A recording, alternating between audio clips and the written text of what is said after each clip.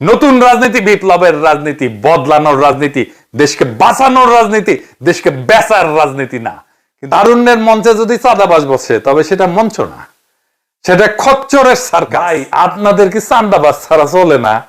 হ্যাঁ, নাকি তারুণ্যকে চাঁদাবাজির দীক্ষা দিতেছেন? এখনো রক্তের দাগ শুকায়নি।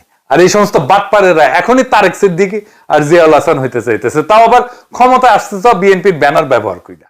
কারণ রাজনীতি যদি হয় সংগ্রাম, তবে সংগ্রামের মঞ্চে ধান্দাবাজ চলবে না। যে দুর্নীতিকে আদর্শের জায়গায় বসায় তার বক্তৃতা কেন শুনবে আজকের তরুণ? যে যুবকদের সামনে বেঈমানকে নায়ক সাজায় সে নিজেই ইতিহাসের আসামি। বিএনপি যদি সত্যিই ঘুরে দাঁড়ানোর ইচ্ছা থাকে তবে আগে ঘর ঝাড় দেন, ঘর আগে পরিষ্কার করে, ঘর পরিষ্কার করে ময়লা বাইর করে দেন। ঘরে পরিষ্কার করে একদিকের ময়লা আরেক কোনায় রাখলেন, তাহলে ঘরটার মধ্যে ময়লা থাকলোই। না হলে এই তরুণেরা, এই জনতা একদিন ফিরে এসে বলবে আর একবার শুরু হোক রাজনীতি। বিএনপির তারুণ্যের সমাবেশ নিয়ে খুব সুন্দর একটি আলোচনা পিনাকিদা খুব সুন্দরভাবে বিষয়টা উপস্থাপন করেছেন। ধন্যবাদ দাদাকে। সমসাময়িক বিভিন্ন বিষয় নিয়ে আমাদের সামনে উপস্থিত হন। প্রিয় দর্শক, থাকুন আমাদের সাথে, ভিডিওটি শেষ পর্যন্ত দেখুন। বিএনপি করতেছে তারুণ্যের সমাবেশ আর আওয়ামী লীগ করতো তারুণ্যের জয়যাত্রা, একই জিনিস, ওই একই মদ ভিন্ন বোতলে আর কি। আমি বলেছিলাম বিএনপির চারপাশে বুদ্ধিজীবী নাই কয়েকদিন আগের একটা এপিসোডে। ওনারা সম্ভবত এইটারে সিরিয়াসলি নিচ্ছেন। ওনারা তারুণ্যের ভবিষ্যৎ বাংলাদেশ নামে প্রোগ্রাম করতেছেন আর ওনাদের সামনে বুদ্ধিজীবী হাজির করতেছেন। সেই বুদ্ধিজীবীরা বিএনপির তরুণদের সামনে দেশ, রাজনীতি, সমাজ ভাবনা নিয়ে কথা বলতেছেন। আইডিয়া হিসেবে এটা খুব ভালো এবং কার্যকর।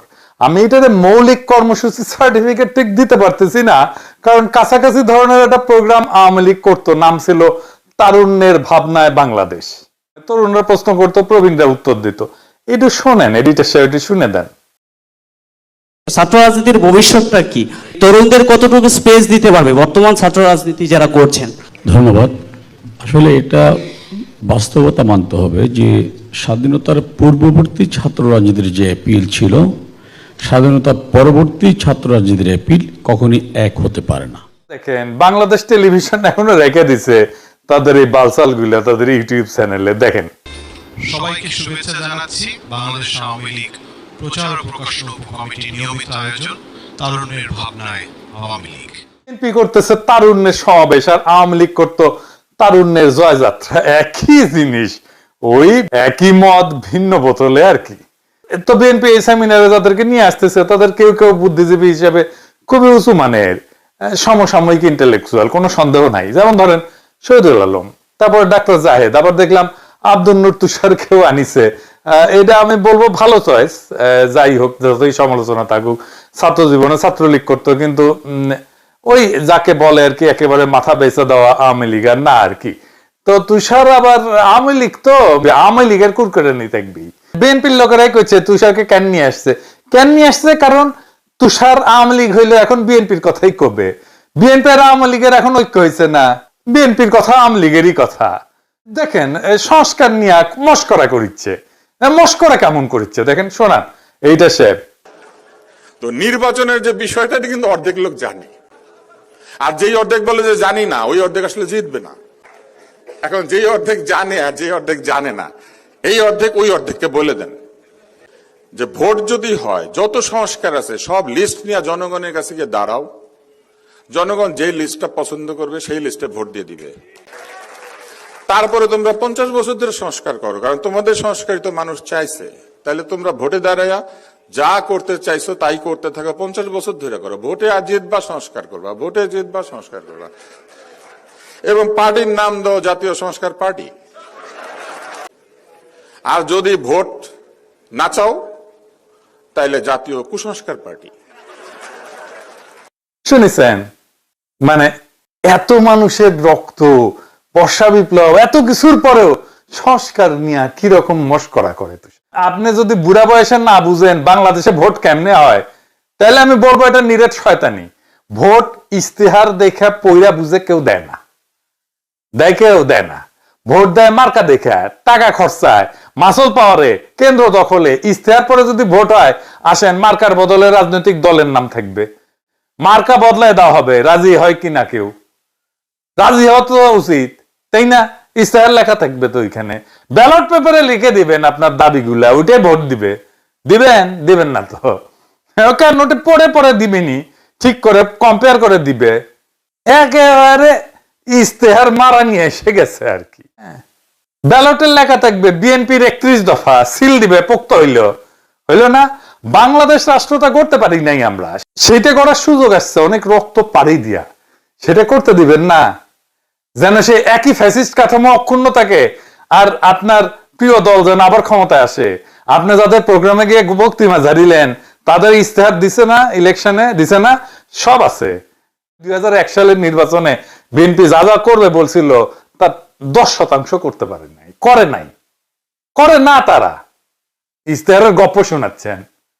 আমি সবগুলা প্রতিশ্রুতিতে যাব না। ওই 2001 সালে 1 নম্বর প্রতিশ্রুতি কি ছিল জানেন? পয়লা নাম্বার ছিল সংসদের আসন সংখ্যা বাড়ায় 500 করা এবং সংরক্ষিত নারী আসন সংখ্যা বাড়াইছে, 500 করিছে, করে নাই। 1 নম্বরটাই করে নাই।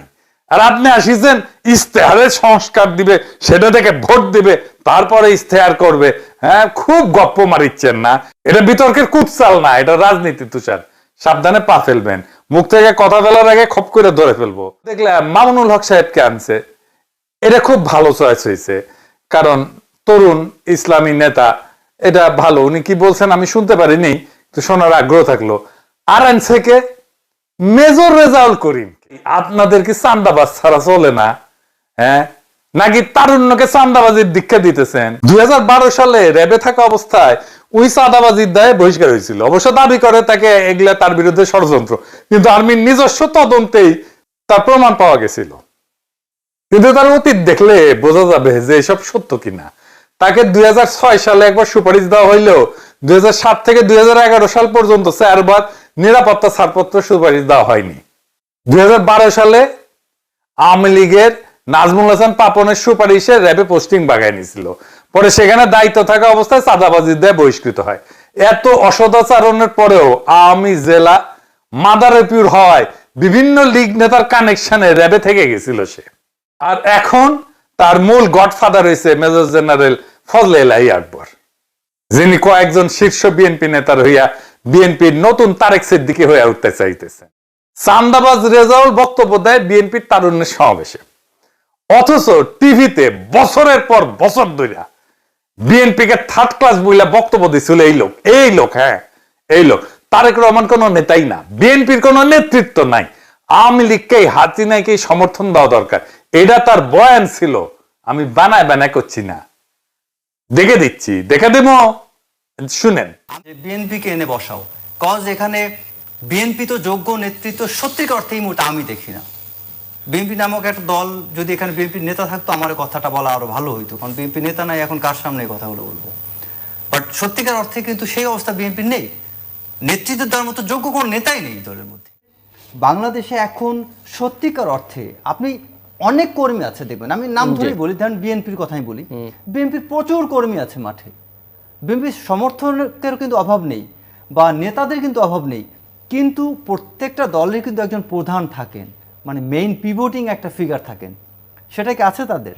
বা কোনো একটা দলকে আছে বলেন যে এই দলের একজন যোগ্য নেতৃত্ব আছে যিনি বাংলাদেশে ভবিষ্যতে আরেকটি রাজনৈতিক দল যিনি পরিচালনা করতে পারবেন, কেউ আছে? সেটা না থাকে তাহলে সেক্ষেত্রে আমাদের একটাই ভরসা, সেটা হচ্ছে বর্তমান সরকারকে সমালোচনা করে হোক, যে করে হোক, তাকে আমার লাইনে আনতে হবে।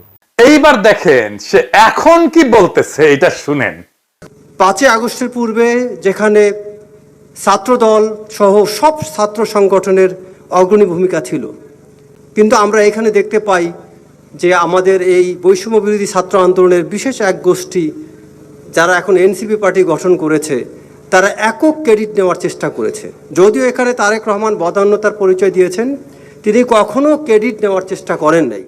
2002 সালে 3 সালে যখন তারেক রহমান জিয়াউর রহমান ফাউন্ডেশনের নামে বাংলাদেশের পথে প্রান্তরে যখন ছুটে বেড়ান, তারেক রহমান হেঁটে যাচ্ছে, এই পথে হাঁটতে থাকলে তারেক রহমানকে আজকে আমরা যে জিয়াউর রহমানের সাথে তুলনা করি, আজকে তারেক রহমান সেই জিয়াউর রহমানকে হয়তো ছাড়িয়ে যাবেন। কারণ জিয়াউর রহমানের শিক্ষার জন্য তার কোনো উত্তরসূরি ছিল না, বা তারেক রহমানের শিক্ষার জন্য জিয়াউর রহমানের আদর্শ আছে, যে কারণে আপনাদের মনে রাখতে হবে তারেক রহমান কোথায় যেতে পারে। এই 3 আগস্ট তখন এই তরুণ অফিসাররা জেগে উঠেছিল তারেক রহমানের অনুপ্রেরণায় উদ্বুদ্ধ হয়ে, আর তারা বিশ্বাস করে এটা একমাত্র এই তারেক রহমান দ্বারাই বাস্তবায়ন সম্ভব, আর কেউ না। তারেক রহমান কি করেছিলেন? তিনি হাওয়া ভবনে সরকারের সকল সুবিধা থেকে বের হয়ে এসে হাওয়া ভবন অফিসে তিনি কর্ম শুরু করেছিলেন। কেন? দলকে সরকারের প্রভাবমুক্ত রাখার জন্য তিনি দলীয় কাজ ভিন্ন জায়গায় করেছিলেন। এটাকে আমাদের হাততালি দিয়ে প্রশংসা করা উচিত। এই চাঁদাবাজকে বিএনপির অনুষ্ঠানে দেখার পরে সেনাবাহিনীর মধ্যে অনেকেই বিলা হয়েছে। আমাকে অন্তত 10 জনের মতো ফোন করেছে সেনা কর্মকর্তা, বলছে যে এটা কি করলো, বিএনপি কি করিচ্ছে। জেনারেল আকবরের নেতৃত্বে রিটায়ার্ড আর্মির একটা ডেলিগেশন 21 থেকে 26 এপ্রিল চায়না ভিজিট করেছে।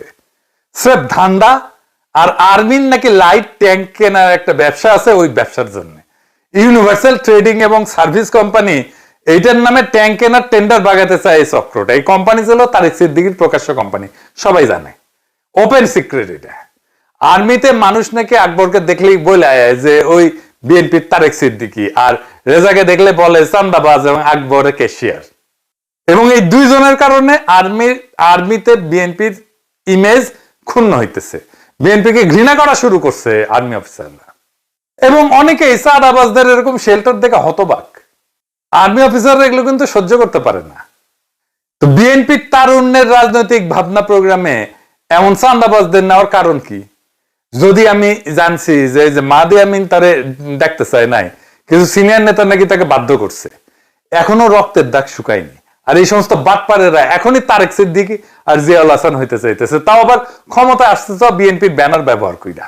আমি বিএনপির সমালোচনা করি, কঠোর সমালোচনা করি, তখনই করি যখন ক্ষমতায় আসতে যাইতেছে সে, যখন সে দুর্বল মার খাইতেছে, তখন সে বিএনপিকে গালাগালি কইরা এখন ক্ষমতার মধু খাইতে আসছে, আর আপনারা তারে মধু খাইতে আসতে দিলেন।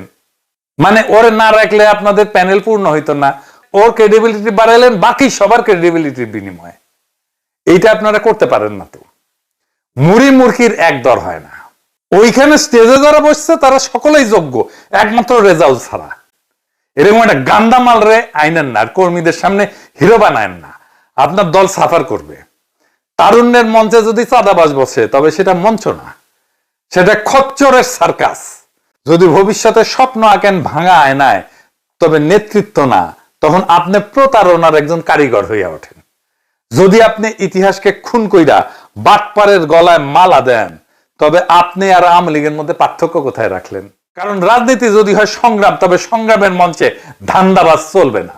তারা মুখ চায় থাকবে না, আর তারা বলবে যে খুন করে সেনাবাহিনীর সুনাম, তার ঠাঁই রাজপথের রাজনীতির মঞ্চে না। যে দুর্নীতিকে আদর্শের জায়গায় বসায়, তার বক্তৃতা কেন শুনবে আজকের তরুণ? যে যুবকদের সামনে বেঈমানকে নায়ক সাজায়, সে নিজেই ইতিহাসের আসামি। বিএনপি যদি সত্যিই ঘুরে দাঁড়ানোর ইচ্ছা থাকে, তবে আগে ঘর ঝাড় দেন, ঘর আগে পরিষ্কার করেন, ঘর পরিষ্কার করে ময়লা বাইর করে দেন। ঘরে পরিষ্কার করে একদিকের ময়লা আরেক কোনায় রাখলেন, তাহলে ঘরটার মধ্যে ময়লা থাকলোই। ওই মঞ্চে যদি বিপ্লবের আগুন জ্বালাইতে চান, তার আগে আগাছা পুরাই নিতে হবে। না হলে এই তরুণেরা, এই জনতা একদিন ফিরে এসে বলবে আর একবার শুরু হোক রাজনীতি, নতুন রাজনীতি, বিপ্লবের রাজনীতি, বদলানোর রাজনীতি, দেশকে বাঁচানোর রাজনীতি, দেশকে বেচার রাজনীতি না। কিন্তু এইবার আমরা শুরু করব তোমাদের বাদ দিয়া। ইনকিলাব জিন্দাবাদ।